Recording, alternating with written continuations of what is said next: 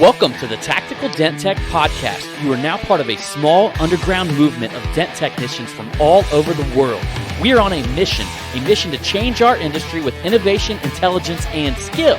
But because we don't rely on an insurance company to steer customers our way, we need to do things different. We need to do things smarter. We do that through a network of technicians that we call the Tactical Tech Movement. Now let's get this revolution started. Hey, what's up, everybody? John Hiley here with Angela Hiley with the Tactical Dent Tech Podcast. What's up, bitches? What's up, what's up? You heard it.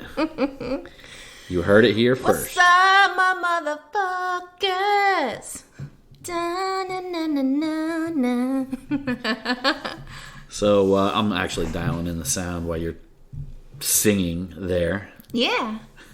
So you might have heard it go up and down a little bit during that intro. So go ahead and adjust your stereo dial because you are coming into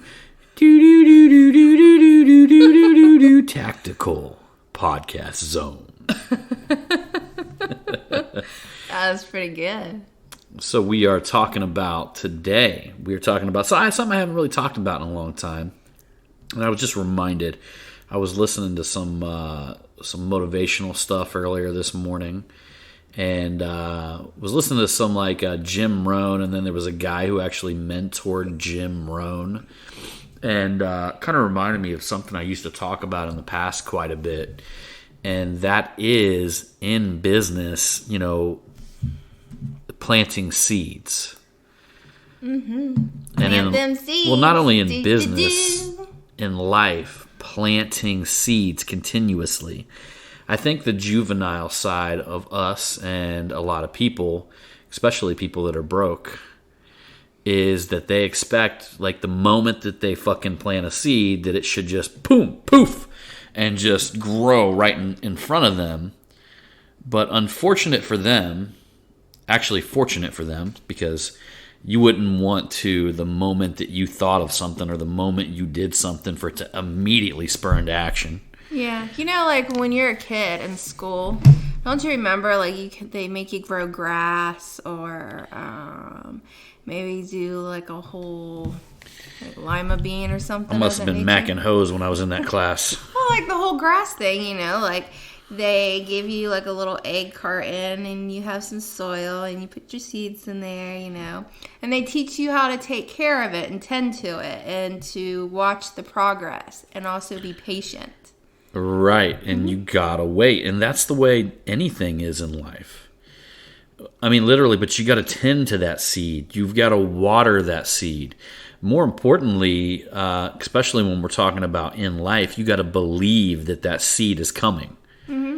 Because if it's a lot different when you put a regular seed in the dirt, you know that it's going to come, you know that it's going to grow, you know that it's going to come up. But if lightning strikes it, hail hits it, something like that, it's definitely going to kill that plant. But we have the same thing that happens to us with our negative thoughts. Yeah. And and not only the negative thoughts, with fear. Yeah. I would say fear of what other people are going to think has killed more dreams than failure ever has. Yeah, that's sad. That's sad. That's really sad, though, because isn't that somebody else just projecting their fear on someone else? That's internal. That's the individual's issue. Mm-hmm. So they are projecting perceived fear from other people's criticism on themselves. It's literally, you're your worst enemy. Well, yeah, that's absolutely true. And I mean, in all honesty, it all the time. Yeah, in all honesty, the only thing that's holding any of us back, is literally a simple walk to your mirror and take a look. Yeah. Because you are the only person that's going to set any limitations on yourself are going to be set by you. Mm-hmm. Any laziness or any moment that you don't get up and do something that you should be doing is all on you. Mm-hmm. Anytime you allow somebody in your life that shouldn't be there, that's on you. That is whether true. it's friend or whoever, Yeah. I mean, the moment that we say that it's somebody else projecting their energy on us, we actually disable ourselves to live that mediocre life. Actually, we strip ourselves with the power to actually fix it. Because if it's something outside of ourselves, how can I fix it? Yeah. It's kind of like the whole thing I've said in the past, and we talked about things like business, relationships, stuff like that. And I used to go on and on about the relationship side of things that, like, you cannot say, well, I'd love to have a good relationship, but she's a bitch. Because now you're literally putting yourself in a position where it's outside of yourself. It's out of your control. If it's out of your control, then there's no way that you can fix it. And the truth is, the only thing that you have to be the change that you seek in the world. Yeah. So if you seek a change in a relationship, if you seek a change in a business, you have to change first. Well, yeah, I mean, you can't sit there and go around and be blaming a certain individual for all your problems. And this is what caused you to go out and do this and do that. Isn't that like almost kind of like a victim mentality in a way? When you're, That's exactly what a victim mentality is. Yeah, when you're basically going out like blaming a certain individual and, oh, they did this to me and they did that to me and this is why I went out and did this. And it's like, no, motherfucker, like, you're not taking responsibility for your own actions. Hey, if you ever want to get yourself out of a victim mentality, just think of Ray Charles. All right, think of Ray Charles. Was born when a black man really didn't have the let's just say the opportunities that they have today. He was born in the era. He was born in that era, right? Blind. Where everything was against him. Right, blind. Yeah. Had to learn how to play piano and sing. Yeah. I mean, there's so many obstacles that individual overcame. That just makes you look like, wow, my little obstacle that I have about my mommy treating me bad is, really doesn't, in the long scheme or in the big picture, really makes me look weak as an individual that I wasn't able to overcome that.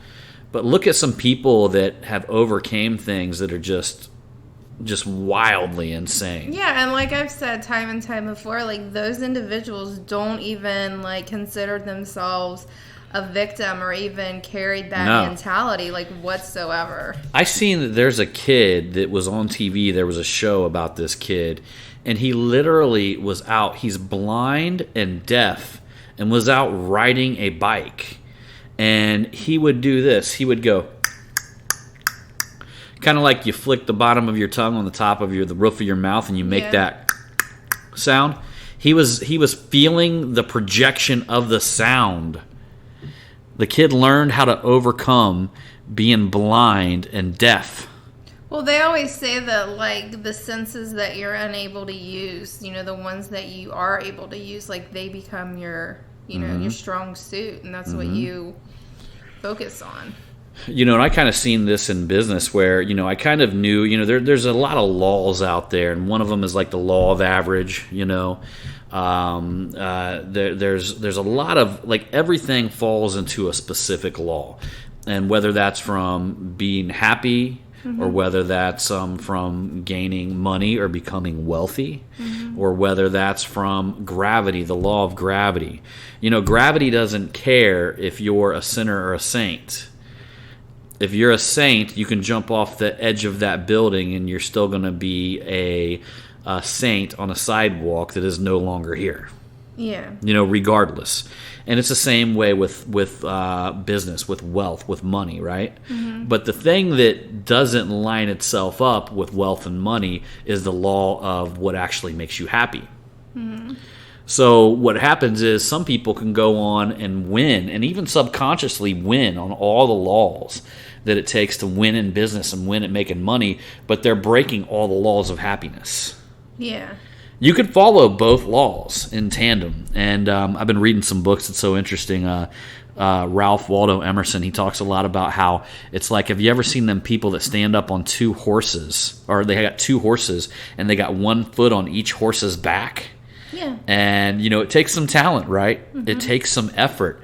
But he was actually talking about that being the connector, like writing the connection between your soul and your body, your soul and your flesh. And if you look into a lot of the old business talk of that era, that 1800s talk, when they were merging kind of Eastern religion into Western religion, or what was currently becoming Western religion, you heard them talk a lot about mincing that soul part, with the flesh, because the flesh, meaning that is where sin comes from. Is where desire comes from, right? Is where inadequate thoughts come from sometimes. So like literally, you could be seeking something for your flesh, like worldly things, like money and all this kind of stuff, but you're breaking all these spiritual laws that go against your actual spirit and your soul, which then will cause you nothing but internal pain. So you're trying to gain happiness by becoming wealthy, but you realize that you've just broken all of your internal laws, the internal, your internal standings, where you judge your own self. Okay, the things that you judge your own self on, you're breaking them laws to gain that wealth. So because of that, you cannot live in happiness. And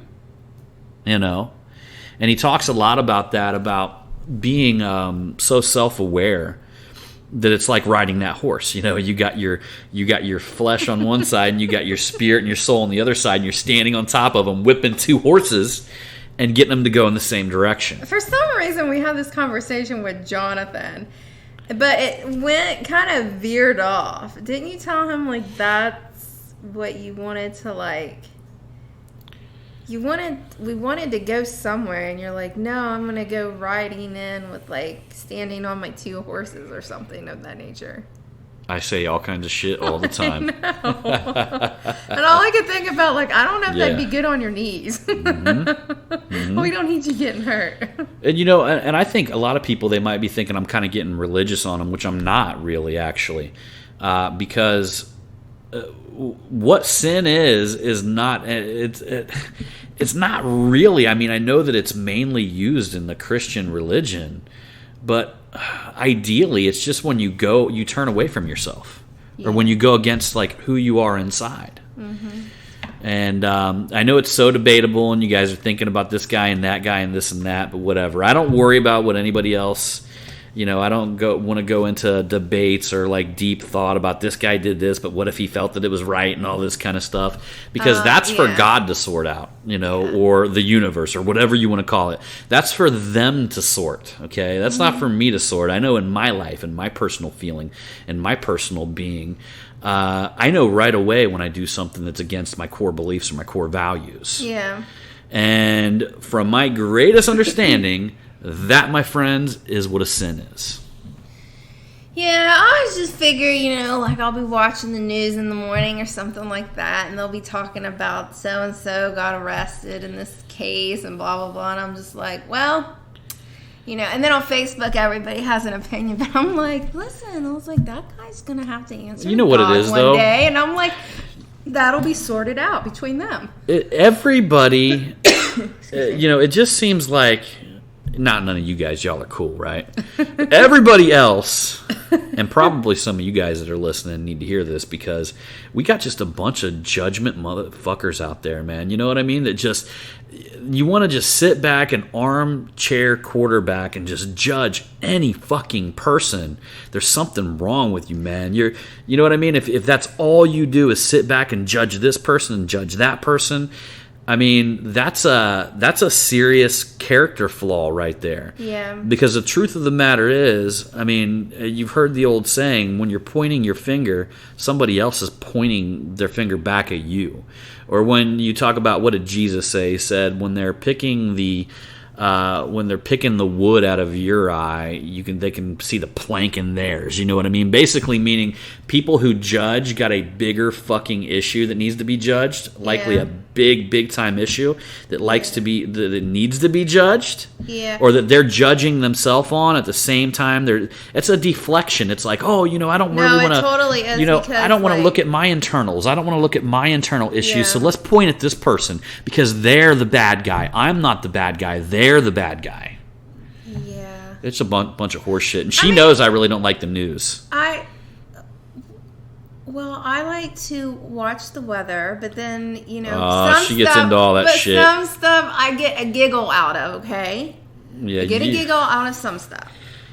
Trump keeps you going, doesn't he? Making you laugh. Oh, God, I swear. Like, I'm not into politics like the way I used to. I just keep it usually between myself and John. I won't talk to anybody else because then it's like, oh no, they're going to want to argue with me. And I'm just trying to be good old jolly. The truth of the matter is, just before you go any further with that. Yeah. What if, instead of arguing with people about politics, you said things that made people thought and planted a seed that may mature one day at a later time? See, it's the same principle because you will never, somebody who's exactly on the opposite side of the fence, politically or religious or any of that, you're never going to, over a Facebook conversation, fucking convince them of your point of view. No. And in fact, I'll go as far to say, most of y'all out there, if you're actually out there doing that, most of your words can be fucking anticipated, meaning people know your argument before it's even said, meaning that you're conforming and listening to everybody else's shit and you're not even talking from the depth of your own heart. Yeah. Plus, in all honesty, like a good to be able to have like a really good conversation, like you need to have that conversation with that person like in public. Do you know what I'm saying? Well, but it's like, why not try to plant a seed of thought? Oh, I know. There's something that doesn't spar their wall, their defense mechanism. Something that you plant a seed, and then if it, believe that these seeds you plant will mature and grow. Yeah. And if you that's just like the whole thing with like politics and religion. Like I love my dad to death. But I cannot talk to him. Like he'll ask me a question or something, and I'll say something. It's funny, and he's just like, Like this man, my father, just wants to argue with me. He doesn't know what side of the fence he's on either. But he just goes back and forth. But the thing that frustrates me is like John can be saying the same funny stuff, and my dad will start laughing. Oh, I talk all kinds of shit. Her dad is like one of the nicest guys ever, and he's like one of the most. He was told when he was a kid that he had the nuns at his Catholic church. So he went to. I want to tell the story. All right. So he went to a Catholic school his entire,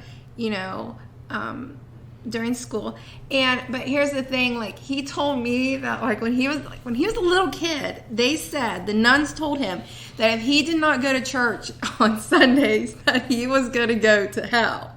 So this is what my dad did. My dad did not like going to church. He totally despised it. but what he did was because he thought he was going to go to hell, and this was like embedded into my dad's poor brain when he was just a little kid. This is like kindergarten, and these nuns were telling him this.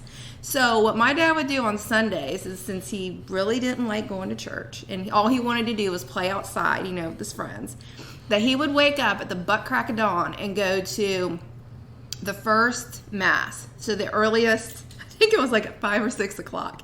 He would get up. He would not go to church with his family because they went to a later mass. He'd put his Sunday church clothes on, get on his bicycle, and go to church. And then he had it done and over with, and then he could go on and be a kid. Yeah, the rest of the day. Yeah, and like what I was telling you, he was even like every night he's like one of the ones that would get down and pray right beside his bed and all that stuff. All like the whole 9 yards. There's nothing wrong with that. No, but I would say things to her dad is what I'm trying to get to. I would say things like, we were at Christmas this year, I think, and we were talking about terrorists or something like that.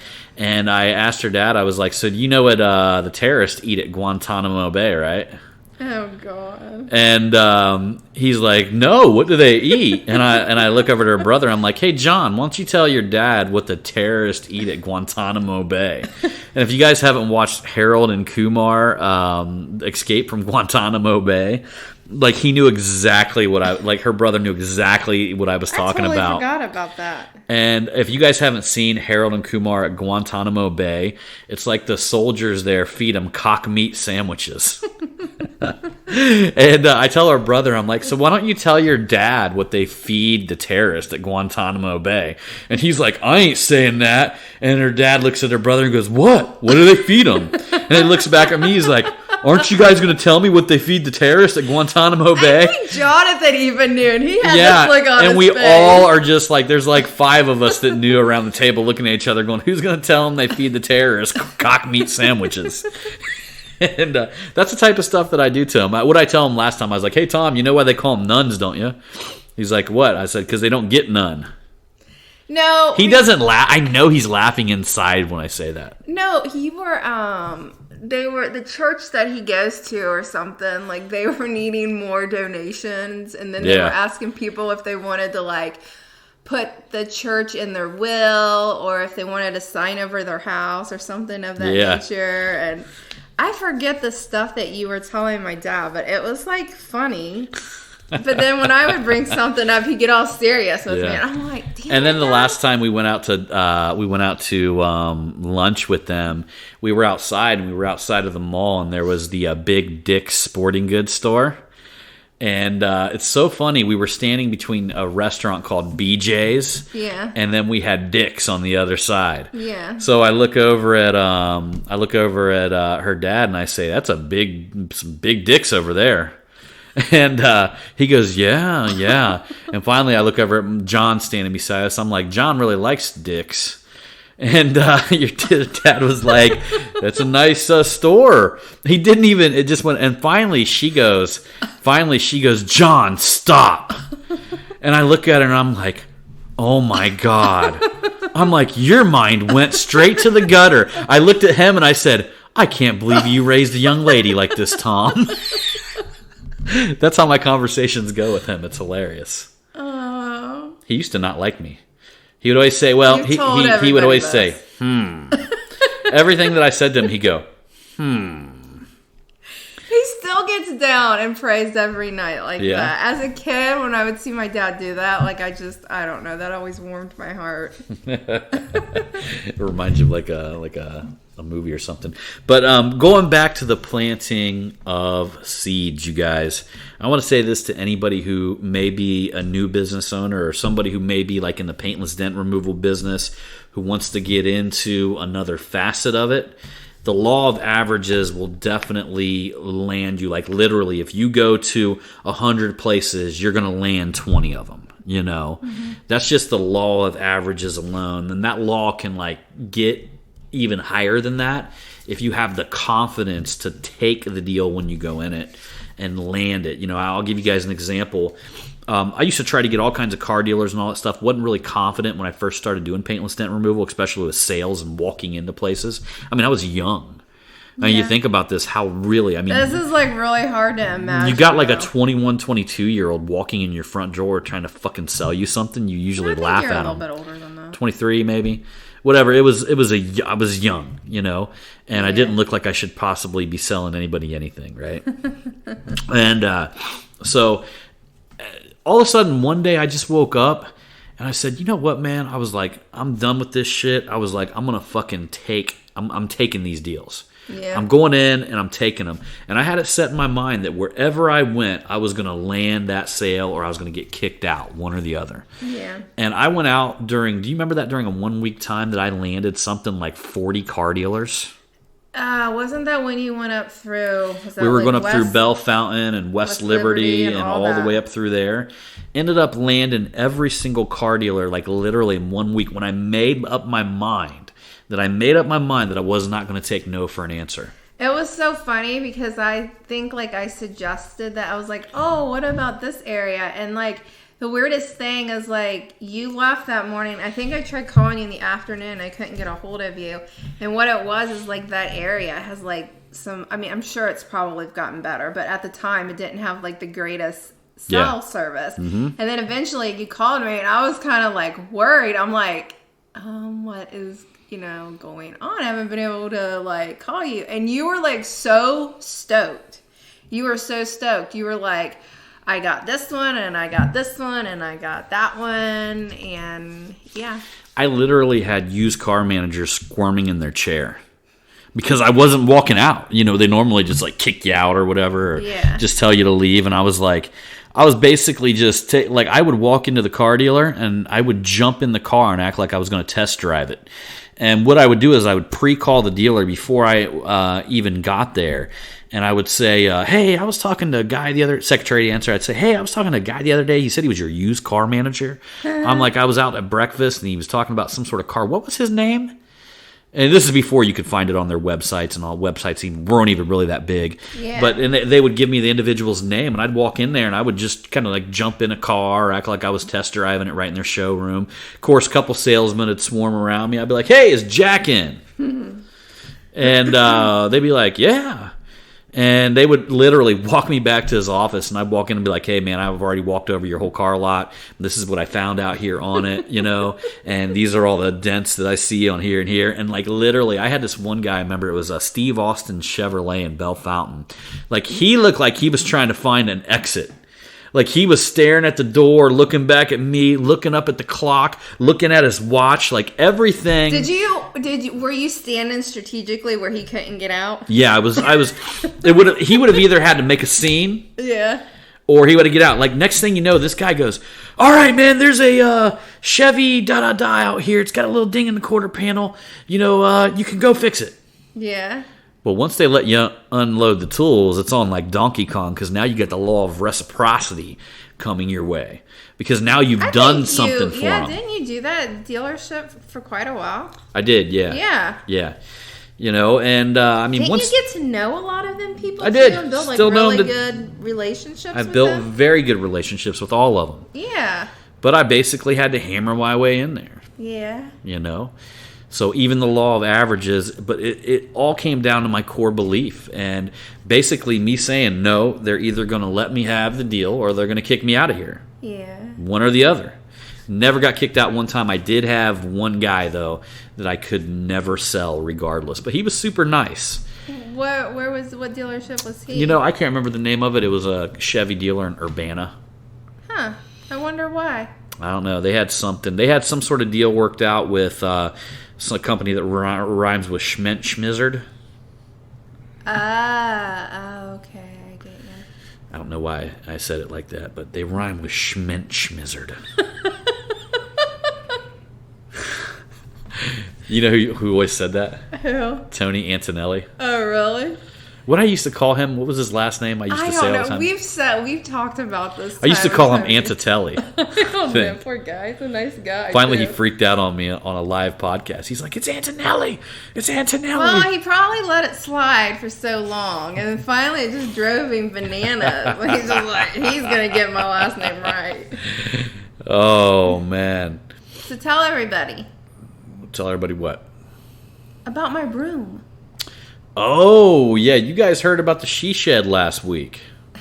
It's not a she shed. It's not a she shed. No, it's my room. It's my, like... Have you put any videos up anywhere about it? I put it on Instagram on my thing, but I don't know. I could always take some really nice pictures and put it in the tactical group, but then probably people would be like, what is this? But it turned out like... So I had a vision...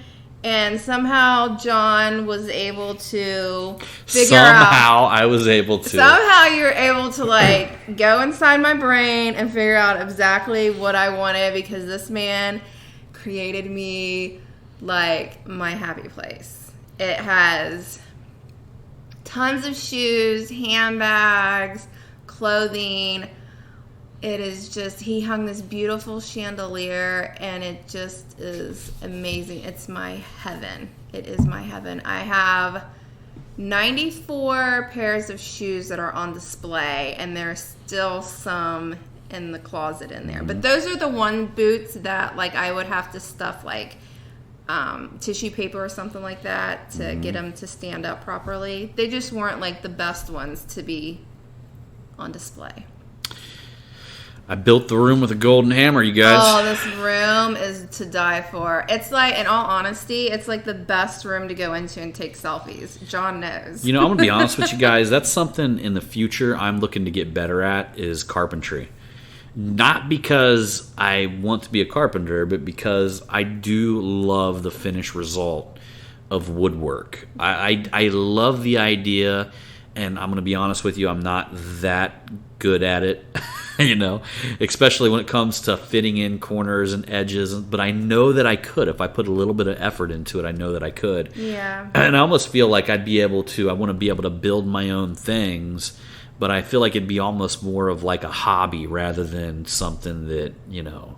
Yeah, something that you can work on and take your time at. You know, a lot of that stuff, everything applies. I mean, it's patience. It's, you know, it's everything. Anytime we have a desire to do something, it's there to teach us something. You hung them shelves up like amazing.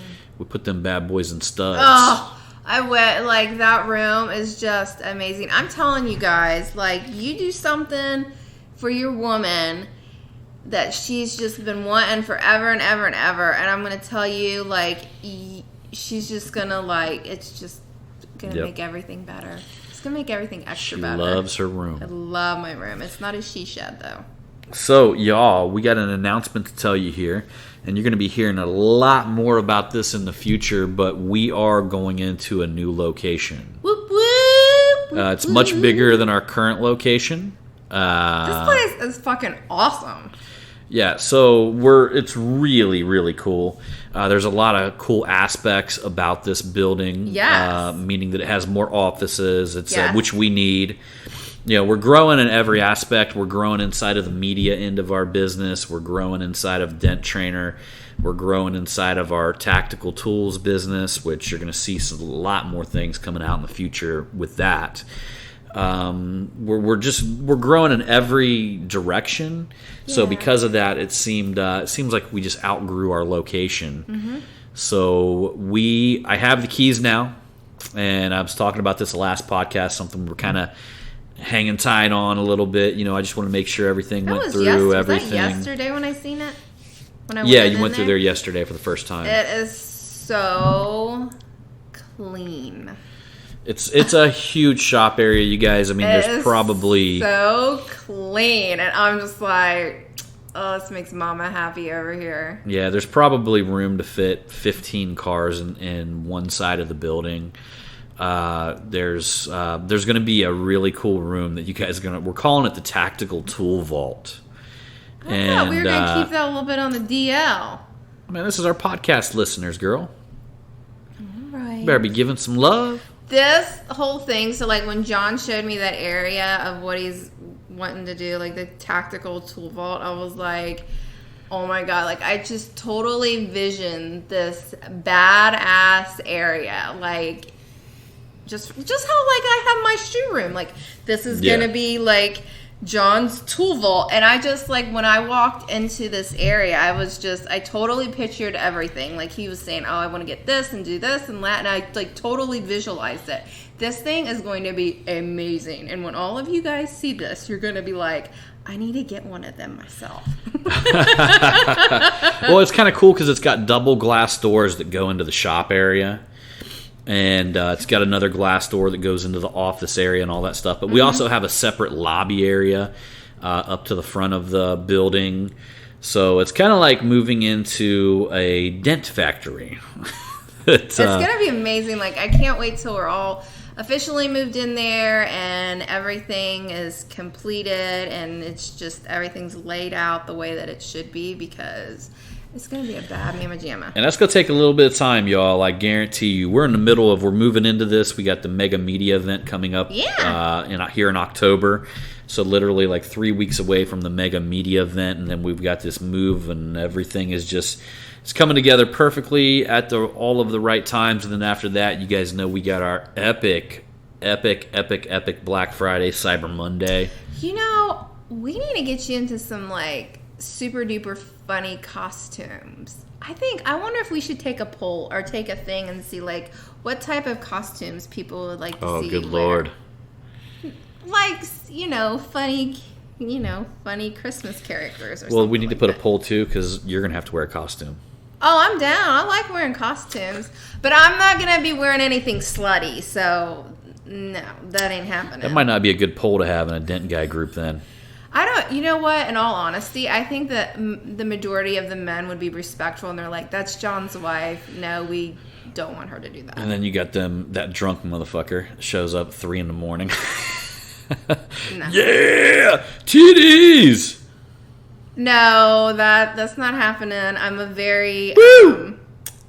Woo! I'm a very old school kind of gal. Like, I'm open-minded, but I'm kind of very traditional. You're not part of the underground Dent Guy swinger movement? No. No, John, highly no, I'm not. That's disgusting. We're not going into that. Oh, that's disgusting. Oh, come on, beer bellies and mustaches. No, there's Woo! there's a bunch of diseases floating around. Oh. That's just, no. No, that is not me. All right, everybody, we appreciate you, and I think that's a wrap, right? That is a wrap. Get out there and plant them seeds, guys. I'm not even talking about just seeds of. I'm talking about seeds of.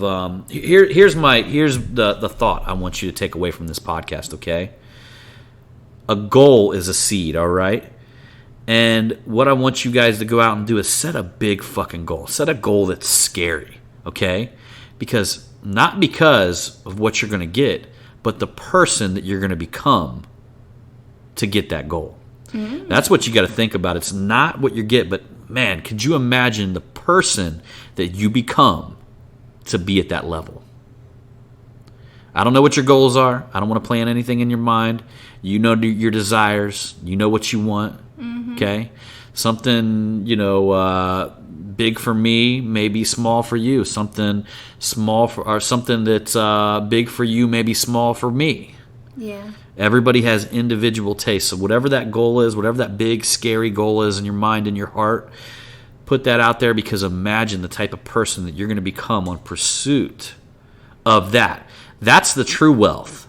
The wealth is not what you get. The wealth is the person that you become, because people can rob and steal and take away that wealth or that thing. It's the person that you become on that pursuit.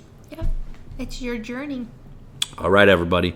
We appreciate you and look forward to seeing you on that next one. And remember, it's all about the motherfucking hustle. Ding-a-ding-a-ding. No, you're supposed to say pew pew. Pew pew. And I'm supposed to say bang bang. Yeah.